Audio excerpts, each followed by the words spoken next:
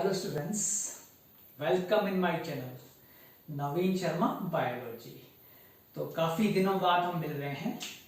कुछ busy schedule होने के कारण आपके लिए वीडियोस नहीं बना पाया, तो हमने जेनेटिक्स छोड़ी थी।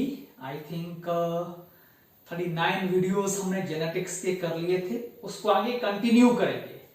तो जो मेरे कुछ नए फ्रेंड्स जुड़े हैं, कुछ मेरे नए स्टूडेंट्स जुड़े हैं, अगर अभी तक उन्होंने मेरे चैनल को सब्सक्राइब नहीं किया है, पहले तो सब्सक्राइब करें और बेल आइकॉन भी दबा दें, क्योंकि जो भी नए वीडियोस आएंगे जेनेटिक्स में, बायोलॉजी में, उसकी आपको नोटिफिकेशन मिलती रहेगी।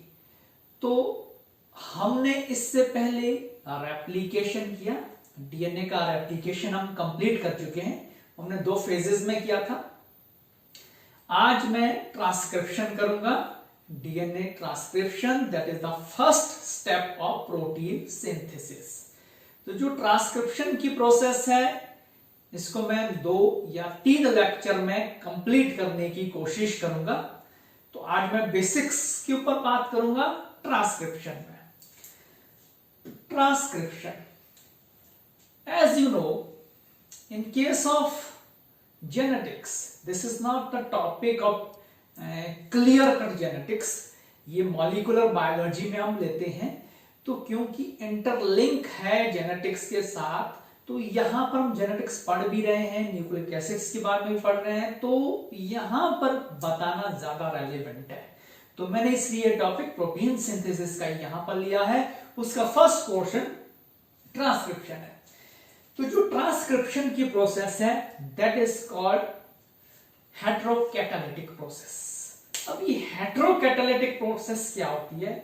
आपने पढ़ा था डीएनए से डीएनए फॉर्मेशन होना।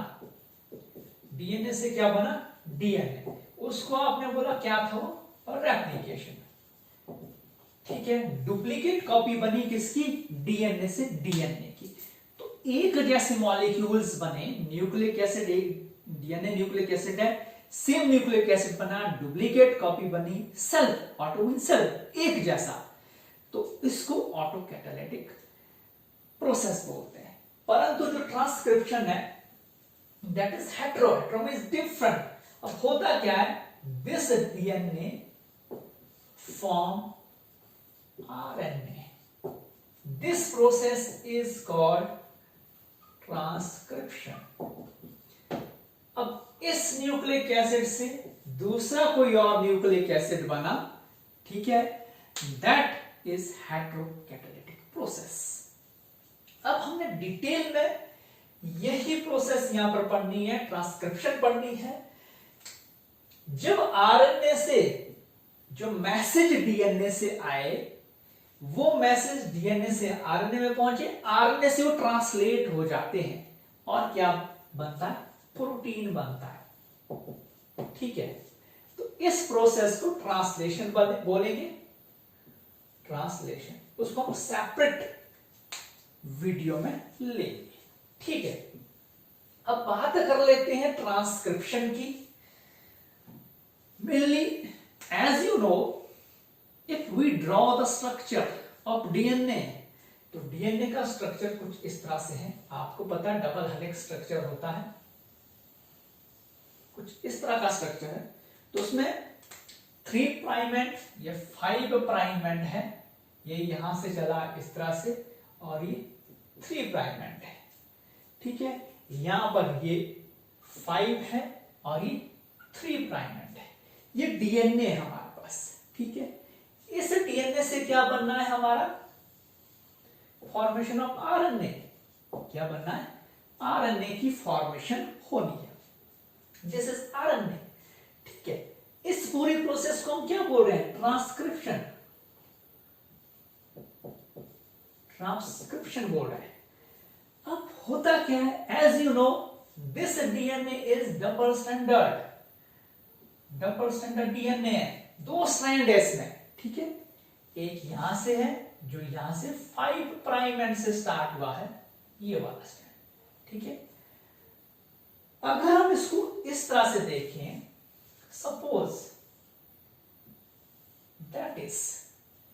दो स्ट्रैंड है, ये 5 एंड ये 3 एंड था इसका, ये 3 एंड है, ये 5 एंड है। डीएनए का एक स्ट्रैंड जिसको हम कोडिंग रीजन बोलते हैं या कोडिंग स्ट्रैंड बोलते हैं, कोडिंग स्ट्रैंड। मैं इसको मिटा देता हूं, थोड़ा क्लियर हो जाएगा, बड़ा भी दिखेगा आपको। ये देखो, ये और ये लिया मैंने 5 prime and 3 prime and 3 prime and 5 prime and, ठीक है। ये वाला स्ट्रैंड कोडिंग स्ट्रैंड है, कोडिंग स्ट्रैंड है, और ये वाला स्ट्रैंड टेम्पलेट स्ट्रैंड, ठीक है, डीएनए का स्ट्रैंड है। अब आपको पता है ये कोडिंग स्ट्रैंड क्यों है। देखो, जब ये डीएनए का स्ट्रैंड है, there are presence of base pairs. आपको पता है बेस पेयर्स लगे होंगे। मान लो मैंने यहां पर बेस पेयर लगा दिए ए सी जी C T A ji C T A जी, ये बेस पेयर्स थे इस स्ट्रैंड के। कौन सा स्ट्रैंड है? कोडिंग स्ट्रैंड है। अब जब ट्रांसक्रिप्शन की प्रोसेस स्टार्ट होनी है, इसने आरएनए बनाना है डीएनए ने। अब आरएनए जब बनेगा, सेम मैसेज जाएंगे आरएनए में, जो डीएनए में ना, सेम मैसेज कहां जाएंगे? आरएनए। ये आरएनए बना, मान लो ये आरएनए है, ठीक है। इसमें ये मैसेज आने चाहिए जो कोडिंग रीजन में है, सेम टू सेम, ठीक है। तो हम ट्राई करते हैं, अगर ये वाला स्ट्रैंड ट्रांसक्रिप्शन होती है इस स्ट्रैंड की, तो हमारा आरएनए कैसा होगा? तो मैं बीच में ही आरएनए यहां पर दिखा देता हूं। अगर इसकी ट्रांसक्रिप्शन हो रही इस स्ट्रैंड की, कोडिंग स्ट्रैंड की, तो देखो हमारा आरएनए कैसा होगा। एक चीज याद रखनी है, आरएनए में थाइमाइन की जगह क्या होता है? यूरिसिल होता है, ये याद रखना हमेशा, ठीक है। यहां पर ए था, ठीक है। जब ये कॉम्प्लीमेंट्री होगा, यहां पर जब बनेगा, ठीक है ना, इसका बन रहा है ना, तो ये क्या होना चाहिए? ये हमारे पास यू होना चाहिए, ठीक है ना, क्योंकि ये क्या है? एमआरएनए, ये याद रखना आपने, ठीक है। सी का जी हो गया, ये सी हो गया, जी हो गया, ये ए हो गया, ये यू हो गया, ये सी हो गया, ये जी हो गया, ये ए हो गया, ये यू हो गया, ये सी हो गया, ठीक है। क्या जो मैसेजेस ट्रिपलेट कोड में, मैसेज किसमें होते हैं? ये देखो, ये ट्रिपलेट फॉर्म है इसका, ये ट्रिपलेट फॉर्म, ये वाले ट्रिपलेट कोड है, ये 3-3 के ट्रिपलेट कोड होते हैं। ये मैसेज रिपीट होने चाहिए एमआरएनए में आगे जाकर। जैसे ये ट्रिपलेट था हमारे पास ए सी जी, जब एमआरएनए आरएनए बनेगा, तो हमारे पास ये वाला मैसेज आना चाहिए था, जबकि ये नहीं आया। ये ट्रिपलेट कोड है ये, they are for amino acids. ये क्या बनाते हैं? अमाइनो एसिड का मैसेज होता है इसमें, ठीक है ना। तो जब ये आरएनए बना हमारे पास, तो इसमें तो ये मैसेज नहीं आए, देखो नहीं आए। इट मींस ये वाला जो कोडिंग रीजन है, कोडिंग स्ट्रैंड है, that is not use for formation of RNA. RNA इससे नहीं बनेगा। अब हम किससे ट्राई करें फिर? हम आरएनए फॉर्मेशन की ट्राई जो दूसरे वाला स्ट्रैंड है, यहां पर ये स्ट्रैंड है, इससे करेंगे, ठीक है। ये डीएनए का स्ट्रैंड है, ये हमेशा कॉम्प्लीमेंट्री होगा इसका। तो इसमें किस तरह की बेस पेयर लगे होंगे? तो इसमें इस तरह के बेस पेयर लगे होंगे, जी सी जी A T C ji A T C, इस तरह की बेस पेयर लगे। किस में लगे? ये टेम्पलेट स्टैंड में लगे हैं, ठीक है ना। ये वाला डीएनए का टेम्पलेट स्टैंड था, इसमें इस तरह के बेस पेयर्स लगे। इसको यूज करेंगे हम एमआरएनए बनाने में। देखो कोशिश करते हैं, ये एमआरएनए बना, ये एमआरएनए या आरएनए है। अब टी का ए हो गया, ठीक है ना। जी सी ए का टी नहीं होगा, यू होगा यहां पर, क्योंकि आरएनए है ये। ए जी सी टी नहीं होगा, यू होगा, ए सी। अब कंपेयर करके देखो, जो हमारे पास ट्रिपलेट यहां पर था, क्या यहां पर है? ACG बिल्कुल है, सेम मैसेज है। CTA CUA, यू और टी सेम है, मैंने बताया था यहां पर इक्वल है। क्यों इक्वल है? क्योंकि ये डीएनए के लिए यू है, इसके लिए आरएनए के लिए। ये देखो GCU, ठीक है ना। टी और ये सेम है, ये तो हमें पता है। AC जी है, सॉरी, हाँ ठीक है ना। ये हो गया, ये जी होगा, ये सी हो गया, ठीक है ना। तो ये सेम है। इट मीन्स टेम्पलेट स्ट्रैंड को यूज किया जाता है ट्रांसक्रिप्शन के लिए, ठीक है। अब आपको एक बात क्लियर होगी यहां पर, जब भी ट्रांसक्रिप्शन की प्रोसेस होगी, ठीक है ना, ये डीएनए है, ये इसका कोडिंग रीजन है और ये टेम्पलेट है। कौन सा रीजन यूज करेंगे ट्रांसक्रिप्शन लिए? हमेशा coding region, template region, coding region नहीं करेंगे।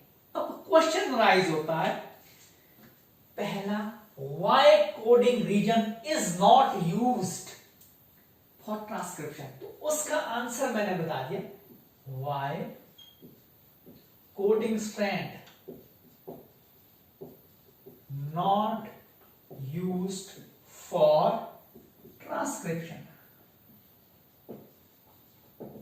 तो पहला उसका आंसर क्या बता दिया, जो हमारा कोडिंग रीजन था, ठीक है, उसमें जो कोड्स थे, मान लो ये वाले कोड्स थे, ठीक है, यही वाले कोड्स हमारे को किस में चाहिए? आरएनए में चाहिए, ठीक है। और वो कोड हमारे को आरएनए में मिलते हैं। आरएनए में हमारे को ये कोड मिलते हैं। कब मिलते हैं? जब हम किसका ट्रांसक्रिप्शन करते हैं? टेम्पलेट का। तो इसका रीजन क्या हुआ कि ये वाले कोड्स है, कोडिंग रीजन को हमने ट्रांसक्रिप्शन में क्यों नहीं यूज किया? क्योंकि अगर हम इसको यूज करेंगे तो ये अपना कॉम्प्लीमेंट्री बनाएगा। अगर हम इसके कॉम्प्लीमेंट्री टेम्पलेट रीजन को यूज करेंगे तो ये सेम वाले कोडिंग रीजन बनाएगा, सेम वाले कोडिंग बेस पेयर्स हमें देगा जो हमें एमआरएनए के लिए चाहिए, ठीक है। तो इसलिए हम किसका यूज करते हैं? टेम्पलेट का यूज करते हैं। अब एक और क्वेश्चन अराइज होता है कि क्या दोनों स्ट्रैंड, कोडिंग और टेम्पलेट, क्या साथ साथ ट्रांसक्रिप्शन कर सकते हैं? ये अपना एमआरएनए बना देगा, ये अपना बना देगा? It is not possible. क्यों पॉसिबल नहीं है? मान लो इसने अपना एमआरएनए बना दिया, ये बना दिया इसने, और दूसरे ने भी बना दिया ये, तो जब ये बन जाएंगे तो ये आपस में बेस पेयर हाइड्रोजन बॉन्डिंग कर लेंगे। अगर बेस पेयर हाइड्रोजन बॉन्डिंग कर लेंगे तो ये क्या बन गया? Double standard RNA. क्या बन गया? Double standard RNA. आरएनए का काम क्या है? इसने जो मैसेज मिले हैं डीएनए से उसको ट्रांसलेट करना है अमीनो एसिड की फॉर्म में, कहां पर? प्रोटीन बनाने के लिए। तो जब ये डबल स्टैंडर्ड हो गया, ये कैसा हो जाता है? लॉक हो जाता है पूरी तरह से, ठीक है ना। ये आगे काम करने लायक ही नहीं रहता है, तो मैसेज कहां से ले जाएगा?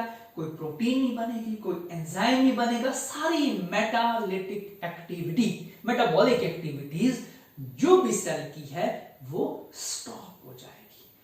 तो यहां पर हमारे पास जब mRNA या RNA फॉर्मेशन होती है तो हमेशा किससे होगी? टेम्पलेट स्ट्रैंड से होगी, कोडिंग स्ट्रैंड से नहीं होगी। अगर कोडिंग स्ट्रैंड से हो जाएगी तो जो इंफॉर्मेशन कोडिंग में है वो इंफॉर्मेशन आगे नहीं जाएगी, हमें कोडिंग की इंफॉर्मेशन ही mRNA में चाहिए, वही ट्रांसलेट होगी। तो वो वाली इंफॉर्मेशन कहां से जा सकती है? टेम्पलेट स्ट्रैंड से जा सकती है, क्योंकि टेम्पलेट स्ट्रैंड कोडिंग स्ट्रैंड का क्या है? कॉम्प्लीमेंट्री है। तो that is about basics of transcription.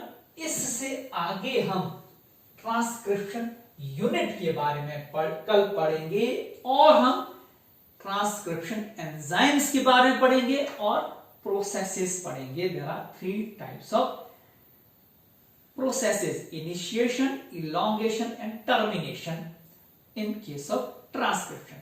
Thank you so much.